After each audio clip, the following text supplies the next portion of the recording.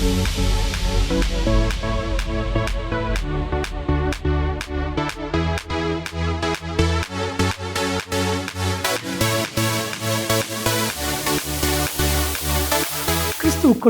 மிகவும் பிரியமானவர்களே, திருமறை தியானம் இந்த நிகழ்ச்சியை நமக்கு வழங்குகிற மதிப்பிற்குரிய டாக்டர் ரெவரண்ட் பால்ராஜ் அதிசயமணி ஐயா மும்பை பட்டணத்தில் மெத்தடிஸ்ட் திருச்சபையினுடைய போதகராய் பணியாற்றி இறைபணியை செய்தவர்கள்.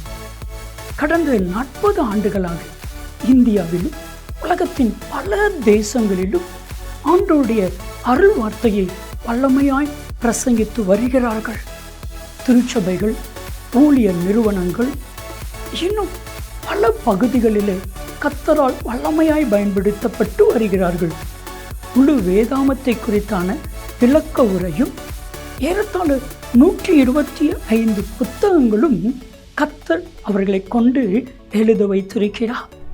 அவர்களுடைய எளிமையான பிரசங்கம், வல்லமை நிறைந்த கர்த்தருடைய வார்த்தை, ஆழமான கருத்துக்கள், வேதாகமத்தினுடைய ஆழமான விளக்க உரைகள் பலாயிரக்கணக்கான லட்சக்கணக்கான மக்களுக்கு மிகவும் பிரோஜனமாக, ரட்சிப்புக்கு ஏதுவாக கர்த்தர் அன்பு ஐயாவை பயன்படுத்தி வருகிறார்.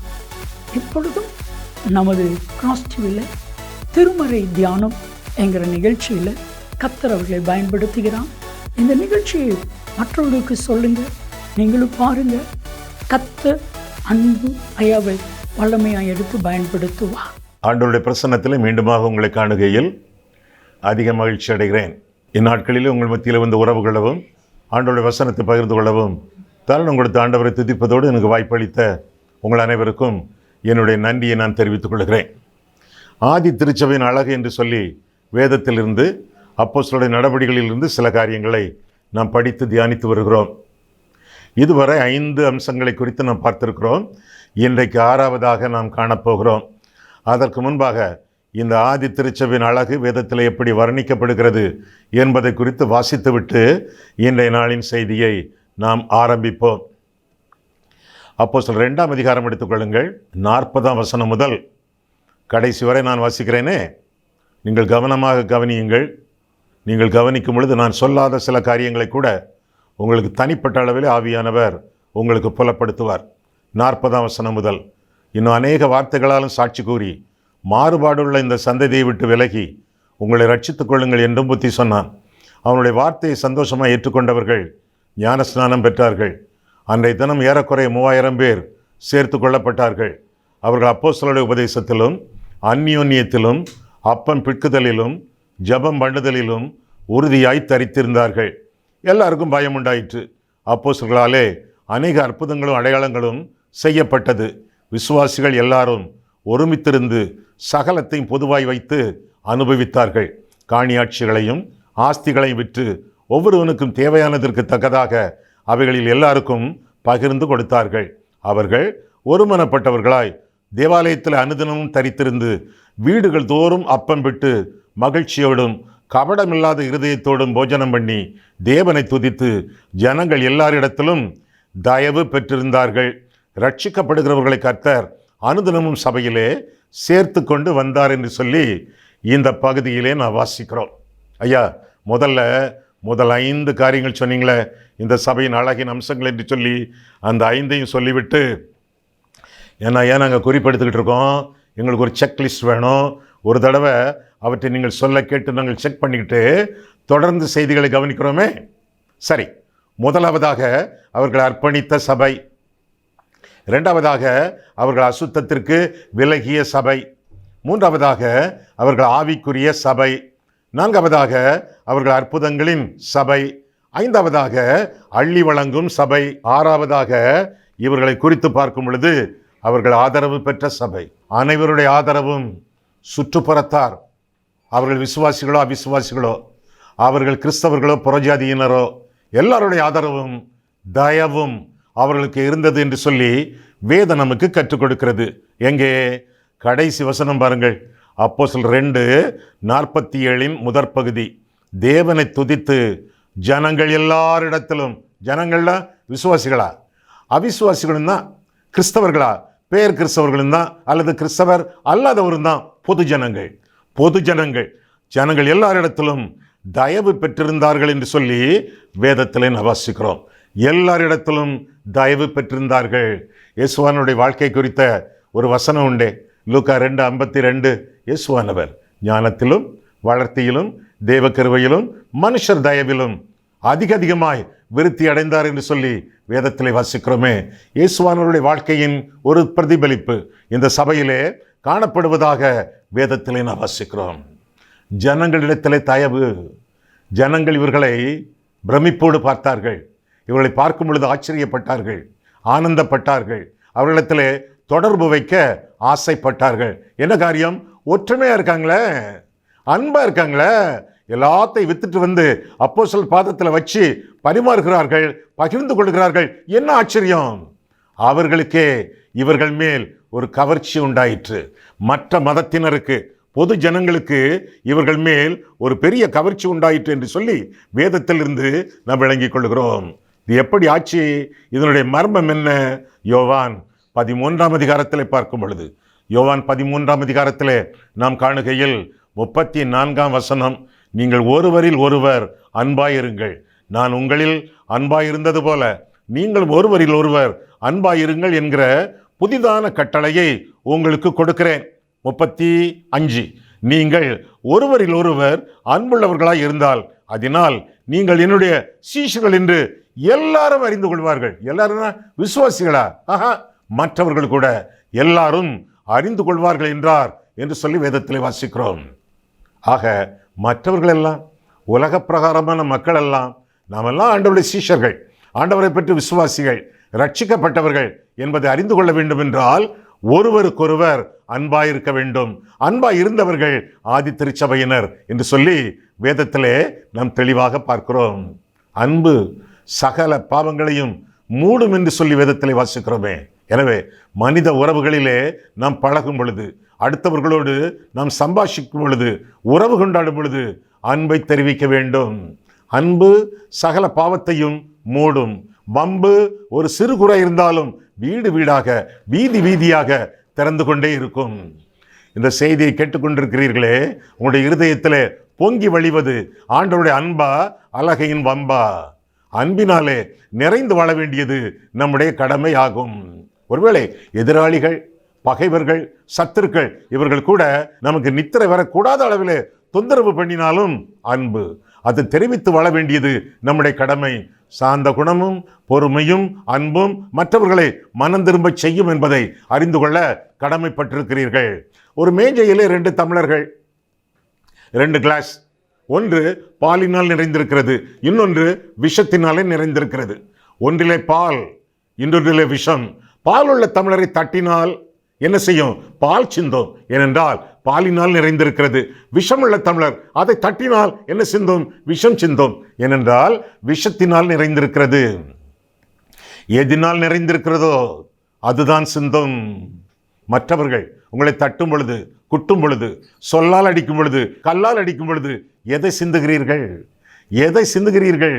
நீங்கள் கோபத்தை சிந்தினால் கோபத்தினால் நிறைந்திருக்கிறீர்கள் என்ற அர்த்தம். எரிச்சலை சிந்தினால் எரிச்சலினால் நிறைந்திருக்கிறீர்கள் என்ற அர்த்தம். சபித்தால் சாபத்தினால் நிறைந்திருக்கிறீர்கள் என்ற அர்த்தம். ஐயா, நாங்கள் அப்படிலாம் இல்லையா, நாங்கள் ஆவியினால் நிறைந்திருக்கிறோம் ஐயா. அப்படின்னா நீங்க என்ன சிந்தணும்? மற்றவர்கள் நிந்திக்கும் பொழுது, மற்றவர்கள் துன்புறுத்தும் போது எதை சிந்த வேண்டும்? ஆவியின் கனியோ அன்பு என்று சொல்லி நாம் வேதத்தில் வாசிக்கிறோம். அன்பே சிந்தி இந்த உலக வாழ்க்கையிலே வாழ வேண்டியது நம்முடைய கடமை என்று சொல்லி வேதம் நமக்கு கற்றுக் கொடுக்கிறது. அன்பை சிந்தி வாழ வேண்டியது நம்முடைய கடமை. குறிப்பாக மனித உறவுகளில் வாழும் பொழுது மன்னிக்கும் சிந்தையோடு திகழ வேண்டியது நம்முடைய கடமை. ஆண்டவர் மன்னித்தாரே, பிதாவே இவர்களுக்கு மன்னியும், தாங்கள் செய்கிறது இன்னதென்று அறியாதிருக்கிறார்களே என்று சொன்னாரே. அதுபோல ஆண்டவரை பிரதிபலிக்கிறவர்கள், அன்பை பிரதிபலிக்கிறவர்கள் அடுத்தவர்களை மன்னிக்க வேண்டியது கடமை. சிலுவையிலே சீரை சுனாதர் தொங்கிக் கொண்டிருக்கும் பொழுது யாராவது அவரிடத்தில் போய் ஆண்டவரே என் பாவத்தை மன்னியும் அப்படின்னு கேட்டாங்களா? இல்லையே. ஆண்டவரே என் பாவத்தை மன்னியும் என்று யாராவது கேட்க விரும்பினார்களா? இல்லையே. மன்னிப்பு கேளாதவர்களை, மன்னிப்பு கேட்க விரும்பாதவர்களை கர்த்தர் மன்னித்தார் என்று சொல்லி வேதத்தில் வாசிக்கிறோமே. அதுபோல மனித உறவுகளிலே நல்லவர்களோ கெட்டவர்களோ, ஆவிக்குரியவர்களோ மற்றவர்களோ, அல்லது பரிசுத்தவான்களோ பாவிகளோ, விசுவாசிகளோ அவிசுவாசிகளோ, சன்மார்க்கரோ துன்மார்க்கரோ, யாராக இருக்கட்டுமே, மன்னியுங்கள், அன்பை தெரியப்படுத்துங்கள். அன்பு மக்களை ஆதாயம் பண்ணும், அடுத்தவர்களை ஆண்டவருக்கு நேராக வழி நடத்தும். ஐயா, ஆண்டவர் மன்னிச்சிட்டாரியா? ஏன்னா அவர் ஆண்டவர், அவர் கடவுள், அவர் கர்த்தர், அவரால் முடியும். ஐயா, நான் ஒரு நாசியில சுவாசம் உள்ள மனுஷன் தானே, நான் ஒரு நாசியில சுவாசம் உள்ள மனுஷி தானே, என்னால முடியாது ஐயா என்று சொன்னால், ஏன் முடியாது? நான் மனுஷன் தானே ஐயா, நான் மனுஷி தானே ஐயா, என்னால முடியாது ஐயா. முடியும் என்று சொல்லுகிறான் பழைய ஏற்பாட்டிலே ஒருத்தன், முடியும் என்று சொல்லுகிறான் புதிய ஏற்பாட்டிலே ஒருத்தன். யார் அவர்கள்? பழைய ஏற்பாட்டிலே யோசேப்பு, அவனுடைய சகோதரர் அவனை கொலை செய்ய எத்தனித்தார்கள், குழியிலே தள்ளினார்கள், 20 காசுக்கு விற்றார்கள், எகிப்துக்கு நாடு கடத்தினார்கள். நாட்கள் நகர்ந்தன, மாதங்கள் மறைந்தன, வருடங்கள் உருண்டன. சகோதரர்கள் சாக்குகளை தூக்கி கொண்டு தானியம் பெறத்தக்கதாக எகிப்திற்கு வருகிறார்கள். எகிப்திலே அரசனுக்கு அடுத்தாற் போல 2வது மனுஷன், 2ஆம் தரத்தினன் யோசேப்பு. வித்தியாசமான ஒரு அவுட்ஃபிட், வித்தியாசமான ஒரு யூனிஃபார்ம், வித்தியாசமான ஒரு சீருடையிலே யோசேப்பு நின்று கொண்டிருக்கிறான். சொக்காரமார்களால், சகோதரர்களால் அவனை யார் என்று கண்டுபிடிக்கவே முடியவில்லை. பெயரிட்டு பார்த்து கொண்டே இருக்கிறார்கள். யோசேப்புக்கு தெரிந்து விட்டது, யார் இவர்கள், புள்ளிக்காரர்கள் யார், இவர்களினுடைய சகோதரர். அவனுக்கு ஆச்சரியம் தாங்க முடியவில்லை, ஆனந்தம் தாங்க முடியவில்லை. இருதயம் அன்பினாலே விம்முகிறது, கண்ணீர் அன்பினாலே சிந்துகிறது, நிற்க முடியவில்லை. அடுத்த அறைக்கு ஓடி ஆனந்த கண்ணீரை வடித்து ஏராளமான நேரம் செலவிட்டு முகத்தை துடைத்துவிட்டு மீண்டும் வந்து சகோதரன் முன்னால் நிற்கிறான். நின்று சொல்கிறான், நான் யோசேப்பு என்று சொல்கிறான். என்ன செய்ய வேண்டவர்கள்? பரவசம் அடைய வேண்டும், பக்தி வைராக்கி கொள்ள வேண்டும், பாசத்தை காட்ட வேண்டும், பணிந்தவன் காலில் விழ வேண்டும், அவனுடைய சொப்பனம் நிறைவேற வேண்டும். அப்படியே நடந்தது. திடுக்கிடுகிறார்கள், திகில் கொள்ளுகிறார்கள். ஒருவேளை சிறைச்சாலைகளை தள்ளுவானோ, சிறைச்சேதம் பண்ணுவானோ, அல்லது சித்திரவதை பண்ணுவானோ, நடுங்குகிறார்கள். ஏனென்றால் அவனை விற்று போட்டார்களே ஒரு காலத்திலே. ஆனால் கனிதரும் செடியாகிய யோசேப்பு, அன்புள்ள யோசேப்பு, மற்றவர்களை மன்னிக்கக்கூடிய யோசேப்பு, அவன் என்ன சொல்கிறான்? சகோதரரிடத்திலே, என்னை நீங்கள் விற்று போட்டதற்காக விசாரப்பட வேண்டாம், உங்களுக்கெல்லாம் ஜீவ ரட்சணை உண்டு பண்ணும்படி தேவன் என்னை முன்னதியாக எகிப்திற்கு அனுப்பி இருக்கிறார், அவ்வளவுதான் என்று சொல்கிறான். அன்பு திரளான பாவங்களை மூடும். யோசேப்பு மூடினானா? மன்னித்தானா? நாசியிலே சுவாசமுள்ள மனுஷன் யோசேப்பு மன்னித்தானா? அன்பு திரளான பாவங்களை மூடும். வம்பு ஒரு சிறு குறை இருந்தாலும் வீடு வீடாக, வீதி வீதியாக, SMS ஆக, வாட்ஸ்அப்பாக திறந்து கொண்டே இருக்கும். இந்த செய்தியை கேட்டுக்கொண்டிருக்கிறீர்களே, மீண்டும் கேட்கிறேன், உங்களுடைய இருதயத்திலே பொங்கி வழிவது அன்பா வம்பா? அன்போ சகல பாவங்களையும் மூடும். ஐயா, இன்னொரு ஆள் சொன்னீங்களே, புதிய ஏற்பாட்டில் ஒரு ஆளு நீ சொன்னீங்களே, அது யாரையா? ஸ்தேவான். அப்போஸ்தலர் 7ஆம் அதிகாரம். அவனை கல்லறிந்தார்கள், குற்றுயிராக்கினார்கள், உயிர் ஊசலாடி கொண்டிருக்கிறது.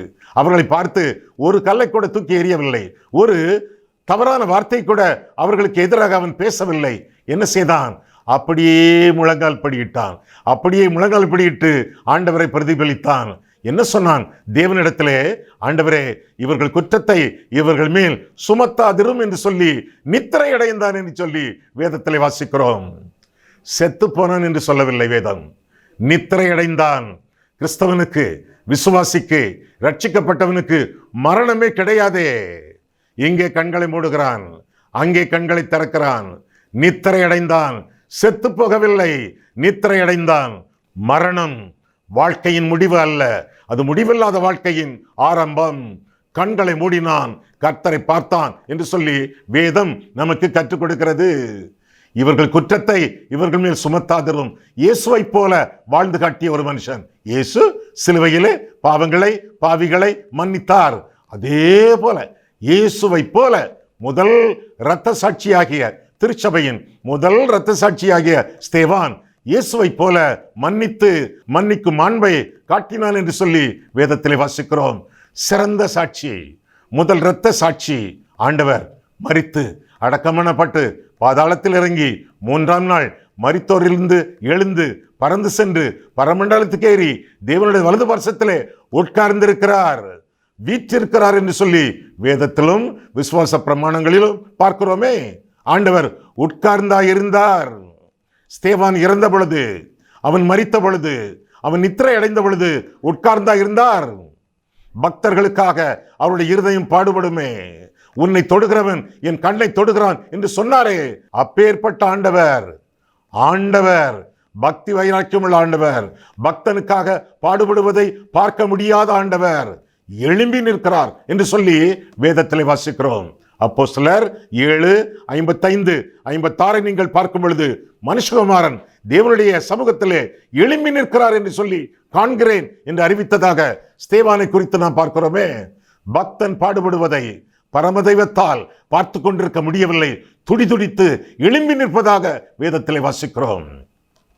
என்னை கனம் பண்ணுகிறவர்களை நான் கனம் பண்ணுவேன் என்று இயேசுவானவர் சொல்லி இருந்தாரே, அந்த ஆண்டவர் முதல் இரத்த சாட்சி உலகத்தை விட்டு உன்னதத்திற்கு வரும் பொழுது, பூலோகத்தை விட்டு பரலோகம் நோக்கி வரும் பொழுது அவனை ஆண்டவர் எழும்பி நின்று வரவேற்கிறார் என்று சொல்லி வேதத்திலே வாசிக்கிறோம்.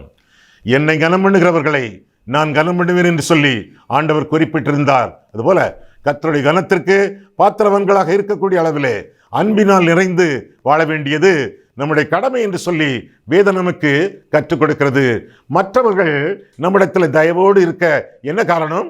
முதலாவது காரணம் ஒருவருக்கொருவர் அன்பு, இரண்டாவதாக அக்கறை, ஒருவருக்கொருவர் உதவி.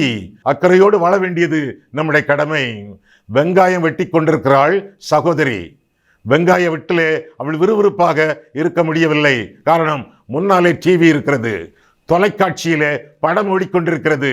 2 கண்களும் அங்கே, விரல்கள் மட்டும் வெங்காயத்தை வெட்டி கொண்டிருக்கும் பொழுது திடீரென்று நறுக்கென்று விரலை அவள் வெட்டி விடுகிறாள்.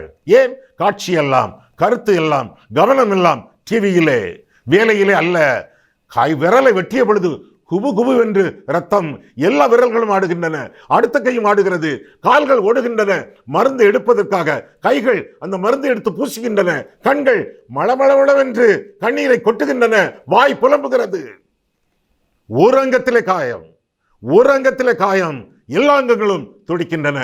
அதுபோல நம்முடைய வாழ்க்கையிலே, நம்முடைய குடும்பத்திலே, நம்முடைய சபையிலே, நம்முடைய அக்கம் பக்கத்திலே, குறிப்பாக புறஜாதிகள் மத்தியிலே ஒருவருக்கு கஷ்டம் என்றால், ஒருவருக்கு நஷ்டம் என்றால் துடிக்க வேண்டியது நம்முடைய கடமை.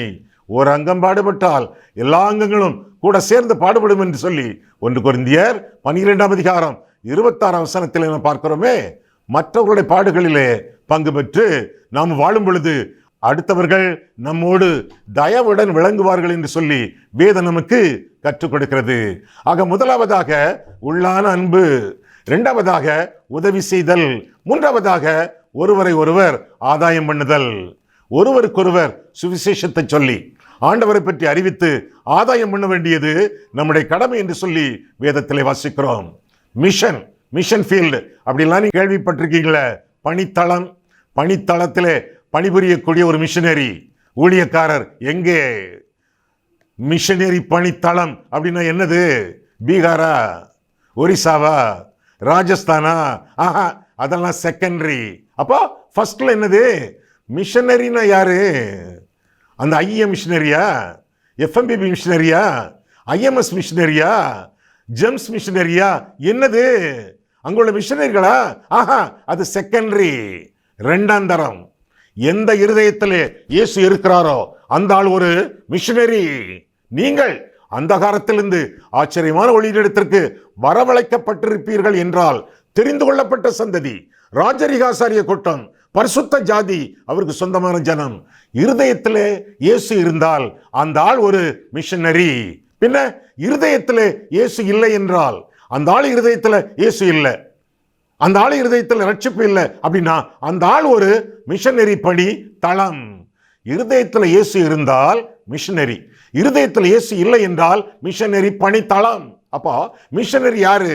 இயேசு உங்களுக்குள்ள இருந்தால் நீங்க தான் மிஷனரி. மிஷனரி பணி தளம்னா என்ன?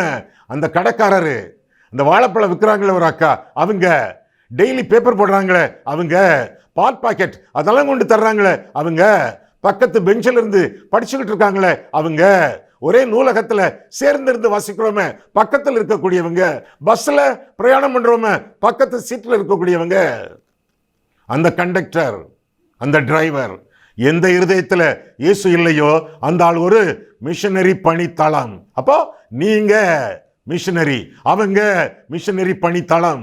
ஒருவருக்கொருவர் தயவு பெற்று வாழ வேண்டும் என்றால் இந்த காரியங்கள் எல்லாம் நம்முடைய வாழ்க்கையை அலங்கரிக்க வேண்டும். எப்படி? உள்ளான அன்பு, ஒருவருக்கொருவர் உதவி செய்தல், அது மட்டுமல்ல அவனுடைய உள்ளத்தை ஆண்டவருடைய வசப்படுத்துதல், ஆத்தும பாரத்தோடு வாழ்தல், இவையெல்லாம் அனைவருடைய தயவையும் ஆதரவையும் பெற்றுக்கொள்ளத்தக்கதாக சபையினரை, குறிப்பாக உங்களை வழிநடத்தும். ஏழாவதாக, கடைசியாக அப்படி சொல்லிடுவோமா, கடைசியாக ஆத்தும ஆதாயம். ஆத்தும ஆதாயத்திலே சிறந்த சபை இந்த ஆதி திருச்சபை என்று சொல்லி அதை குறித்து சொல்லலாம். மீண்டும் ஒரு முறை இந்த ஆதி திருச்சபையின் அழகின் அம்சங்களை குறிப்பிடுகிறேனே.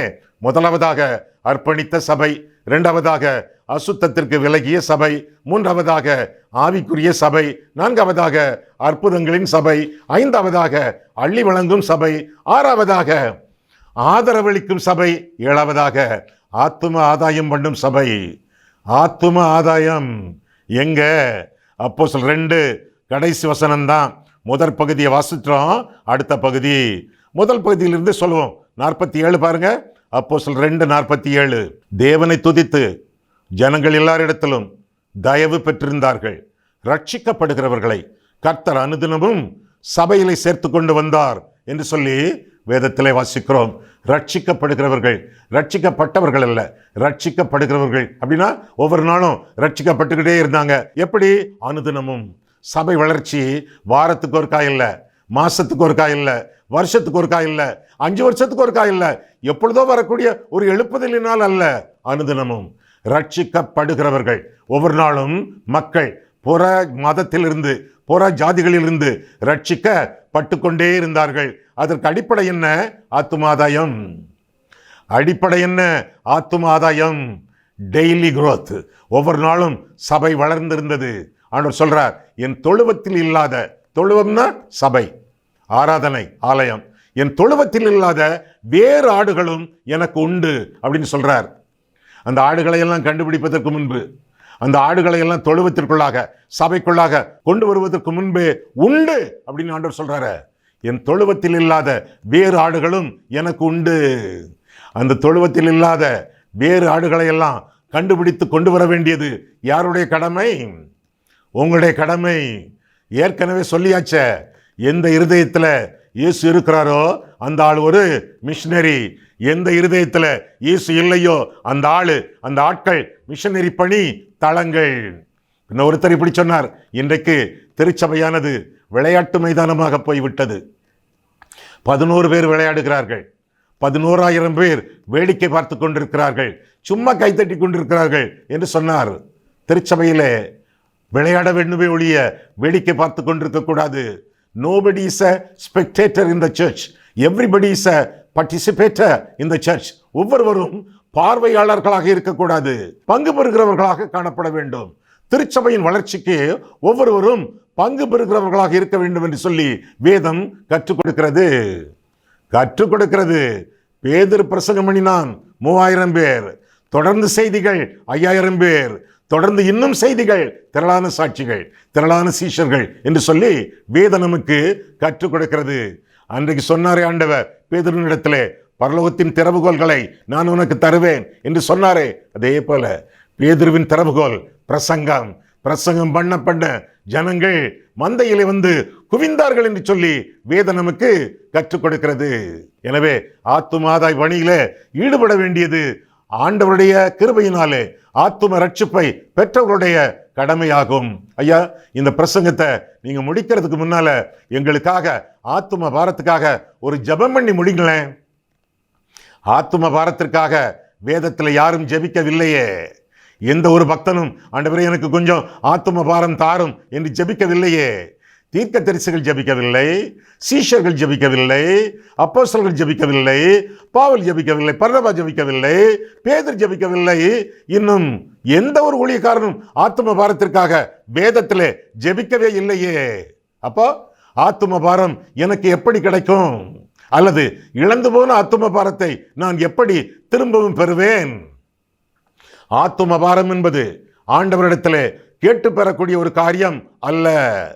பாவபாரம் நீங்கும் போது தேவபாரம் நிரப்புகிறது. இருதயத்திலிருந்து பாவபாரம் நீங்கும் போது அந்த இருதயத்தை இயல்பாக நிரப்பக்கூடிய இன்னொரு பாரம் ஆத்தும பாரம்.